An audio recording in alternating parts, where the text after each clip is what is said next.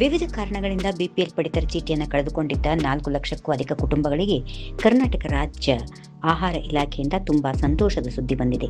ಅನರ್ಹರೆಂದು ಪರಿಗಣಿಸಿ APL ಕಾರ್ಡ್ಗಳಾಗಿ ಪರಿವರ್ತಿಸಲಾಗಿದ್ದ BPL ಕಾರ್ಡ್ಗಳನ್ನು ನಿಜವಾಗಿಯೂ ಅರ್ಹರಾಗಿರುವ ಕುಟುಂಬಗಳಿಗೆ ಮರುಸ್ಥಾಪಿಸಲು ಸರ್ಕಾರ ಮುಂದಾಗಿದೆ.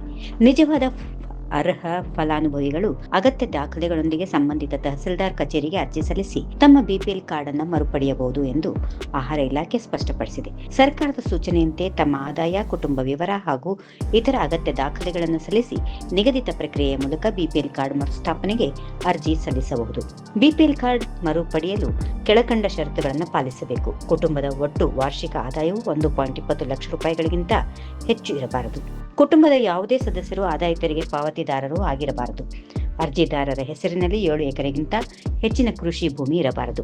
ಈ ಷರತ್ತುಗಳನ್ನು ಪೂರೈಸುವ ನಾಗರಿಕರು ಬಿಪಿಎಲ್ ಕಾರ್ಡ್ ಮರುಪಡೆಯುವ ಅವಕಾಶವನ್ನು ಪಡೆಯಬಹುದು.